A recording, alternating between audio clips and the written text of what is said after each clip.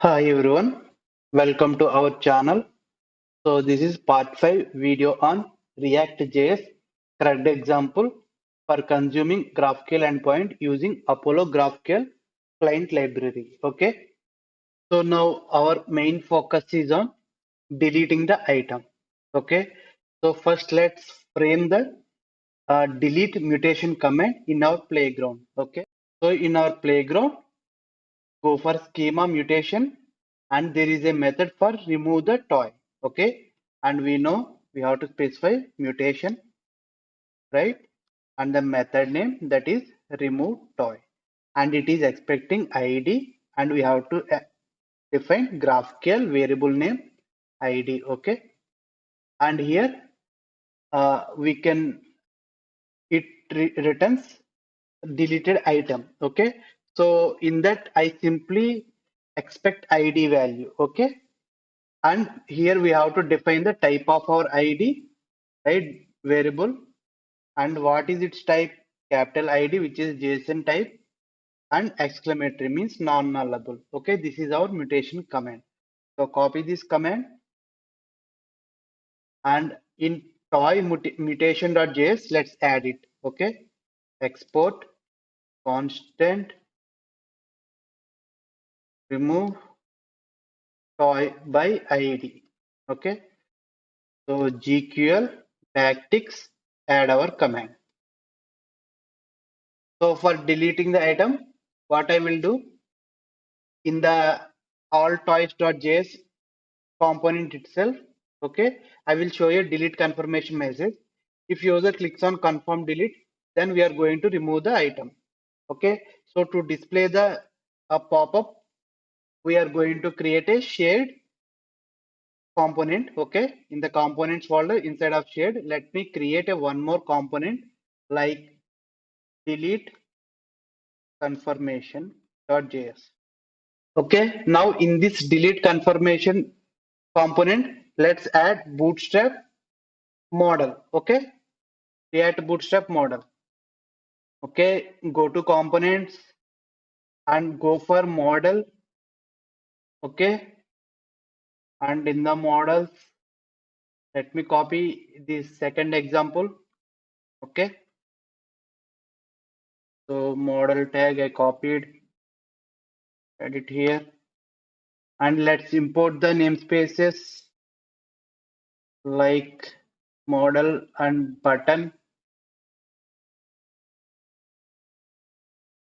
Okay, so let's try to change something inside of this model. Okay, so here show property is to display model and hide the model. Okay, it receives boolean value. If it receives true, then model will show.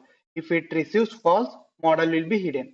So what I will do, so all the properties inside of this model will be the input properties, because those properties will be inputted by the parent component, which is nothing but the component invokes this delete confirmation. Okay, in that way we can make this component generic component. Okay, so I will name it like, so first let's access the props. Okay, so I will name it like props dot show model. Okay, and this is on hide event will be triggered for cross button at the right corners of the model. Okay, so for now what I will do, I will write simply a arrow function, empty arrow function. Okay, so heading I want it needs to be dynamic, so I will add props dot title. Okay, and body also let make it dynamic. Okay, props dot body. Okay, for now button arrow function. Okay, handle simple arrow function, and this button must be danger red color, and its label must be like confirm delete. Okay, so this is my generic delete confirmation model. If you want to define this button labels also more dynamic, you can use as props. Okay, now what I can do, let's go to my all components.js, all toys.js. So here on clicking the delete button, I have to show the delete confirmation model, right? So here I will render the delete confirmation model. Okay. So delete confirmation model. So what are the dynamic properties we have here? Show model. Okay. So based on the show model, we are going to get the display or hiding of the model. Okay. So show model. What I will do, I am going to use both left hand side property name and right hand side property name both equal. Okay. So left hand side property is the input property inside of this component. Okay. Right hand side component property will be the this parent component property. Okay. So use like show model. Okay. Now what I can do for title also I can pass. So next is title, right? So title I can simply pass a string here. Okay. No need more dynamic by creating a property inside of my all toys. I can directly assign the string like confirm delete. Okay. Same way body.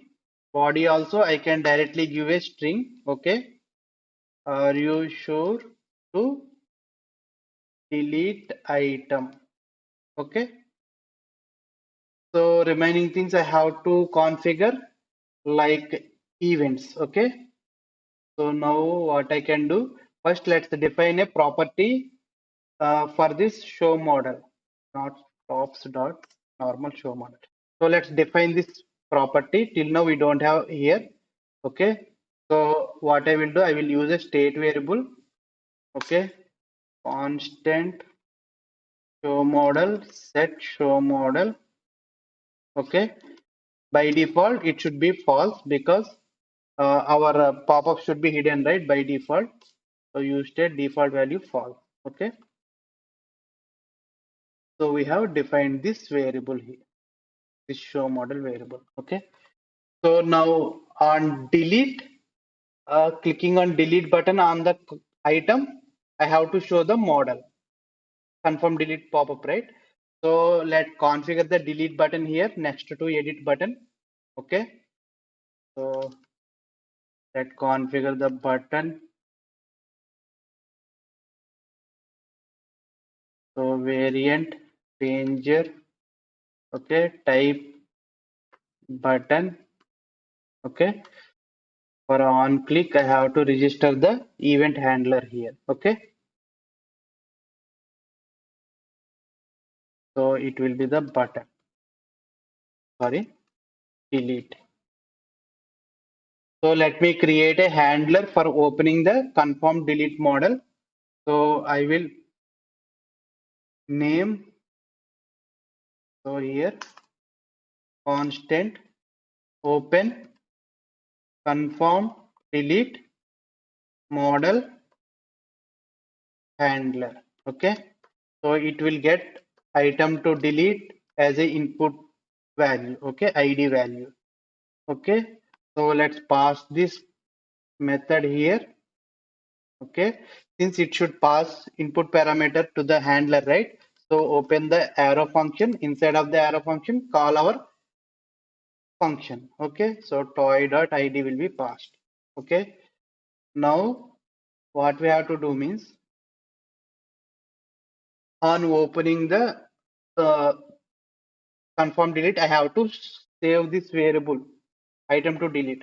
So for that, I will create a one more state variable. Okay, so constant item id to delete. Okay, and set item id to delete. Okay, so you state by default some zero value, so that represents nothing to delete. Okay, so here I am going to set that variable. Okay, so set item to delete, pass our id value. Okay, along with that I have to open the pop-up, right? That means I have to uh, assign the value show model true. So set show model true. So this is the logic inside of my open confirm delete. Okay. So let me also create a closing handler. That handler will be passed to our delete confirmation on hide event, on click event. Okay. So let me create one more handler like constant close confirm delete model handler. Okay. There won't be any input parameters. Simply these set values we have to add here. But let's reset back our item to delete to 0 and hide our model false. Okay. Now let's pass this method to our delete confirmation model. Since I am using left hand side and right hand side both the property names. Okay. So this property is our right hand side properties are our current parent component and left hand side property names are our child, nothing but delete confirmation model component properties. Okay. So go to delete confirmation. Here what I will do, props dot close delete hand. Okay. We are passing the reference of the method in the parent component. Okay. So that's it. Our close and opening of the pop-up should be work now. Okay. So to test it, let's go to our application. Okay. Here I am getting delete button. You can see, right? If I try to delete the item, see pop-up is coming.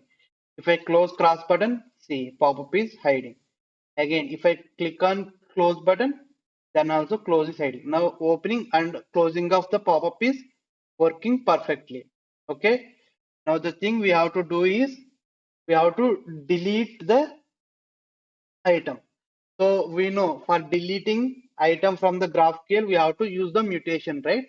So here let me define the use mutation method. Okay, to this method, what I will do, let's pass our constant of mutation for removing. Okay, so that is remove toy by ID. Okay,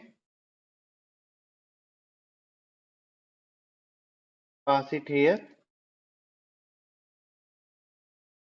So from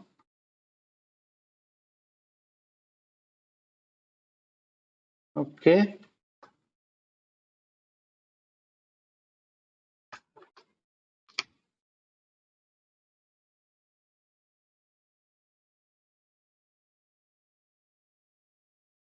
Now we know in for mutation we are going to read a method. So constant array. Okay, I will name the method name like delete toy. Okay, this is my method name. So I can use this delete toy method inside of my confirm delete handler. Okay, so let me create a one more handler like confirm delete. Okay, confirm delete handler. Okay, so this handler must be passed to my model, right? So pass it. Okay, and here props dot confirm delete. Okay. Now here what I can do, I can use the delete toy method. Okay, delete toy. And to this method, I can pass my variable that is ID. Okay, that ID value we have assigned to our item to delete, right? So I can use it here. So once it is successfully removed, I can simply resetting the item to delete and set model, show model also. Here we have to do one more thing, that is our total cards is looping based on the data where, so where is my cards?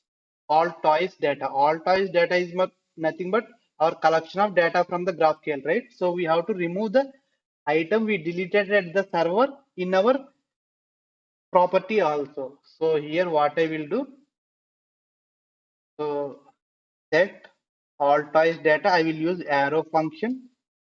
Okay. So it will inputs existing data. Okay. So here what I will do, return existing data filter. Okay. Dot id not equal to our item to delete. Okay. So I am simply removing the my deleted item at the server in my UI collection also, so that it will immediately removed from UI also. Okay. So save it. So that's it. That's all the required changes. So let's test it. So let me click on delete and let me inspect element or check the network call. Okay. And if I click on confirm delete, see item is deleted. If I go to network call invoked, and if you see, this is the payload and this is our mutation command we are passing as a payload, and here you can see the remote toy. Since we are only requesting ID is coming from the server. Okay. So if I reload also, I will see only two because we have deleted at the server as well. See. So we have successfully implemented the create, read, delete operation in React.js for consuming the GraphQL endpoint using the Apollo GraphQL library. Okay. Next, I am going to do one more video in this video series. In the next video, what I will do, I am going to change my logic in create toy component, edit toy component, and in the delete operation also. So here we are every time if item is deleted, we are reloading from the server. If the item is created, when we navigate back to our toy pages, we are reloading we are invoking the API call again, right? So instead of doing all these things, I am going to show how the inbuilt cache works. So by default, I disabled, right? So wherever we have a get API call, I disabled. So if you check here, fetch policy, no cache, right? Here I disabled. Same way in the edit also I disabled. So in the edit, fetch policy, no cache. So in the next video, I am going to show you how it will work. Uh, our entire CRUD application, how it will work if we use the cache. Okay. Thank you so much for watching this video. I hope this video delivered some useful content to you all. If you like the video, please do support me by subscribing to my channel, and I am requesting you to like the video. It gives me encouragement even more. Soon we are going to meet with new videos. Until then, signing off.